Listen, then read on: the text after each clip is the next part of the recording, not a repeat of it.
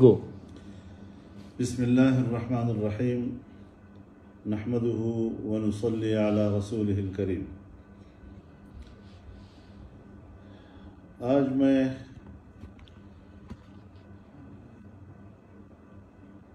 Corona virus سے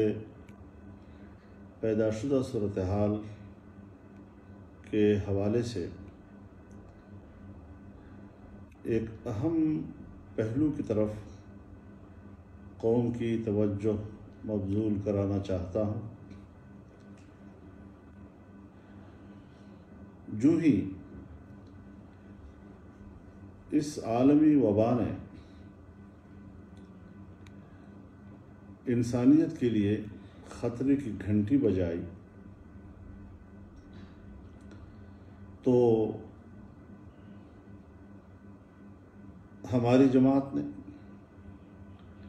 اپنی تمام سیاسی سرگرمیاں معطل کی، دوسری سیاسی جماعتوں نے بھی اسی حوالے سے اپنے سیاسی رویوں کا اعلان کیا، اور تمام سیاسی اختلافات سے بالا تر ہو کر خالصتاً ایک انسانی مسئلے کو مد نظر رکھتے ہوئے ہم نے خدمات بھی پیش کی، اور پورے ملک کی ایڈمنسٹریشن کو ہم نے یہ بتایا کہ جہاں جہاں پر آپ کو ہمارے رضاکاروں کی ضرورت ہے، ہم تعاون کے لیے تیار رہیں گے اور ہر محاذ پر ہم آپ کے شانہ بشانہ رہیں گے۔ اسی طریقے سے تمام دینی مدارس، جس میں تمام مکاتب فکر کے تنظیمات شامل ہیں، تمام مکاتب فکر نے اپنے مسلکی اختلافات سے اوپر جا کر پوری قومی یکجہتی کا مظاہرہ کیا، اور اس حوالے سے ریاست نے جن احتیاطی تدابیر کے لیے ہدایات دیں اس پر تمام جماعتوں نے مکمل تعاون کا یقین دلایا۔ لیکن مجھے افسوس سے کہنا پڑتا ہے کہ جو رویے حکومتی حلقوں کی طرف سے سامنے آ رہے ہیں اور ریاستی اداروں کی طرف سے سامنے آ رہے ہیں، کہ جس میں وہ جس طرح ماضی میں دہشت گردی کے خلاف تمام مذہبی جماعتوں نے تعاون کیا ریاست کے ساتھ، لیکن اس کے باوجود دہشت گردی کا کارڈ مذہب اور مذہبی طبقے کے خلاف استعمال کیا گیا، آج کرونا تمام مذہبی دنیا ریاست کے شانہ بشانہ کھڑی ہے، لیکن حکمران اور حکومتی ادارے اس کارڈ کو بھی مذہبی دنیا کے خلاف استعمال کر رہی ہے۔ تمام دباؤ مساجد پر ہے، نمازیں نہ پڑھی جائیں، جمعے کے اجتماعات نہ کیے جائیں، مسجدوں کو تالے لگائے جا رہے ہیں، ائمہ کو گرفتار کر کے ہتھکڑیاں پہنائی جا رہی ہیں، ان کی تذلیل ہو رہی ہے۔ ایسی صورتحال میں تبلیغی جماعت کو خاص طور پر نشانہ بنایا جا رہا ہے، جو ہاتھ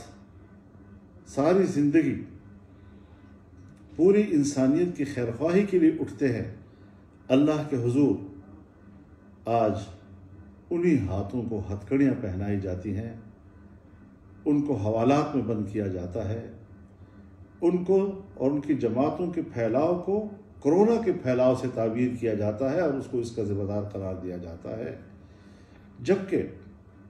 تبلیغی مرکز سے جو ہدایات جاری ہوئی ہیں وہ من نوعاً وہی ہیں جو احتیاطی تدابیر کے حوالے سے ریاست کی ہدایات ہے۔ لہٰذا ان تمام چیزوں کو سامنے رکھتے ہوئے مجھے حیرت بھی ہوتی ہے اور میں مجبور ہوں آج کہ میں اس حوالے سے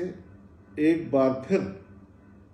ریاست کو، ریاستی اداروں کو، حکمرانوں کو، مذہب بیزار طبقے کو جھنجھوڑوں کہ آؤ اس تنگ نظری سے ہٹو، کھلے دل کے ساتھ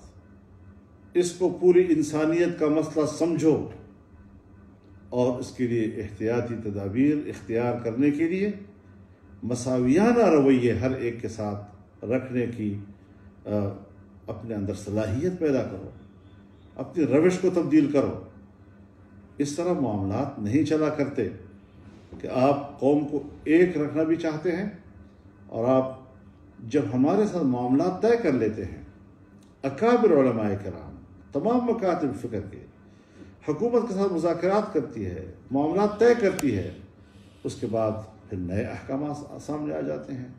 کوشش کی جا رہی ہے اور شعوری طور پر کی جا رہی ہے کہ مذہبی حلقے سے کوئی ایک ایسی بات سامنے آ جائے کہ جس کا مطلب یہ ہو کہ مذہبی طبقہ تو مزاحمت کر رہا ہے، وہ تو حکومت کی پالیسی سے ٹکرا رہا ہے، اور پھر ہم ان کے خلاف اس کو چارج شیٹ بنا کر ان کو بدنام کرنے، ان کے خلاف کارروائی کرنے کے لیے جواز پیدا کر سکے۔ یہ روش نہیں چلے گی، یہ غلط انداز ہے۔ اور پھر عجیب بات یہ ہے کہ ہم تو اپنے گھروں میں جیسے خود کو نظر بند کیے ہوئے، تاکہ جو ریاست کی پالیسی ہے ہم اس کے مؤید نظر آئیں، پہلے ہم خود اس پر عمل کریں، پھر قوم کو اور ملک کے ہر شعبہ زندگی سے وابستہ لوگوں کو ترغیب ہو کہ آئیں۔ لیکن دوسری طرف ہم دیکھتے ہیں کہ عمران خان صاحب اپنی پارٹی کا کور کمیٹی کا اجلاس بلاتے ہیں، بہت بڑی میٹنگ ایک ہی کمرے میں ایک ہی جگہ پر ہو رہی ہے، سیاسی پارٹیاں اکٹھی نہ ہوں، وہ ویڈیو لنک کے ذریعے سے میٹنگیں کریں، اور یہاں پر اس قسم کی جب میٹنگیں اور اجلاس منظر عام پر آئیں گے تو پھر لوگ کیا سمجھیں گے کہ آپ یہ کیا کر رہے ہیں۔ اس حوالے سے ابھی ہمارے علم میں یہ بات آئی ہے کہ اسپیکر صاحب نے پارلیمانی لیڈرز کا ایک اجلاس طلب کیا ہے۔ یہ اجلاس انہوں نے 25 مارچ کو بھی طلب کیا تھا، اور اس میں انہوں نے عمران خان صاحب کو بھی بلایا تھا، لیکن وہ اپنے 2-4 جملے کہہ کے چلے گئے، جس سے بدمزگی پیدا ہوئی اور جس سے کہ حزب اختلاف کی قیادت نے اس پر احتجاج کیا، اس پر اپنا رد عمل دیا۔ لیکن جو تجاویز حزب اختلاف نے دی تھی اب تک اس پر کوئی عمل نہیں ہوا، اور 6 اپریل کو دوبارہ اجلاس بلا لیا گیا ہے۔ میں نے اس حوالے سے میاں شہباز شریف صاحب لیڈر آف دی اپوزیشن کو فون کیا، ان سے رابطہ کیا، اور میں نے ان کو تجویز دی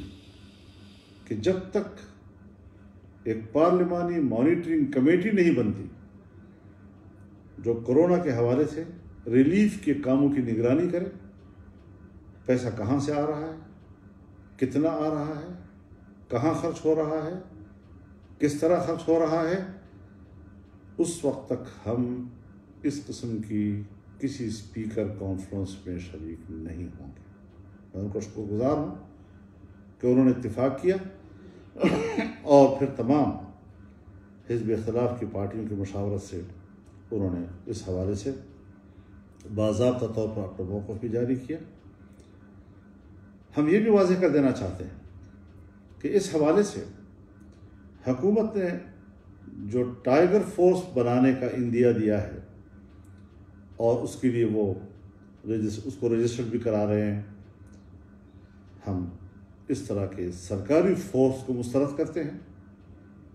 ریلیف کا کام ایک پارٹی اور اس کے سربراہ کی خواہش پر بنائی گئی فورس کے حوالے نہیں کیا جا سکتا۔ یہ اس طرح نہیں، اس کے لیے ہمارے پاس پولیس موجود ہے، فوج موجود ہے، بلدیاتی ادارے موجود ہیں، پولیو کے ورکرز موجود ہیں، NGOs کے لوگ موجود ہیں۔ ہر سطح پر اگر قومی سطح پر کام کرنا ہے، سیاسی پارٹیاں اپنے ورکرز میدان میں لائیں، وہ لوگ موجود ہیں۔ ہر سطح پر اس کو ایک قومی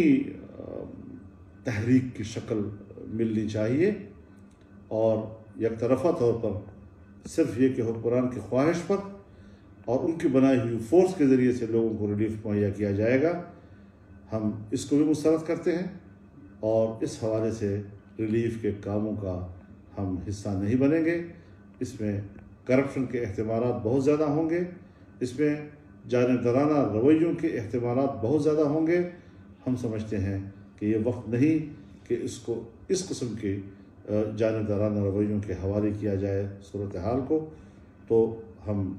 واضح طور پر یہ بات کہنا چاہتے ہیں کہ ہم اس سلسلے میں اپنا موقف واضح رکھنا چاہتے ہیں کہ اس قسم کے اقدامات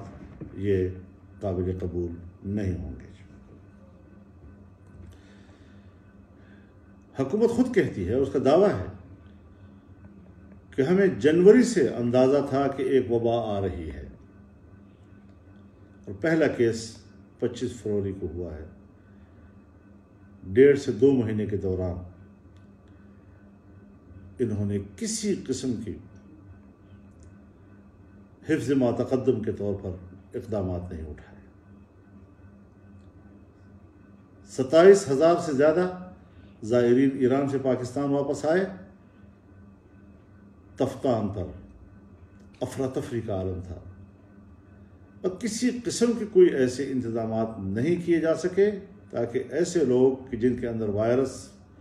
موجود ہو یا اس کی تصدیق ہو گئی ہو، اس کو 14 یا 15 دن کے لیے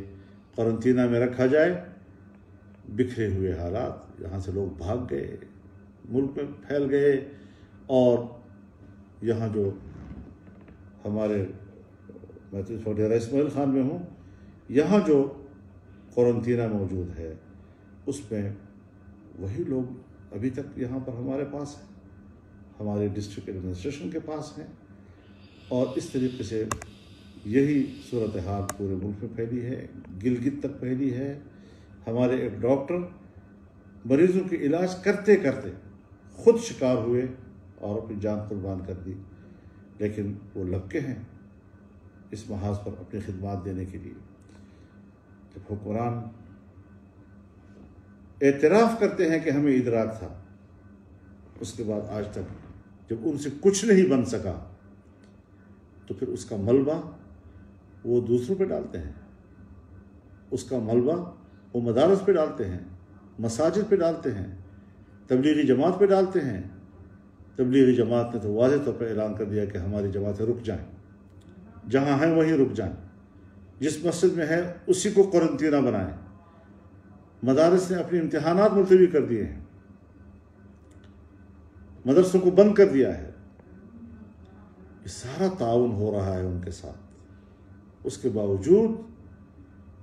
اگر ہم سندھ کے وزیر اعلیٰ کو سنتے ہیں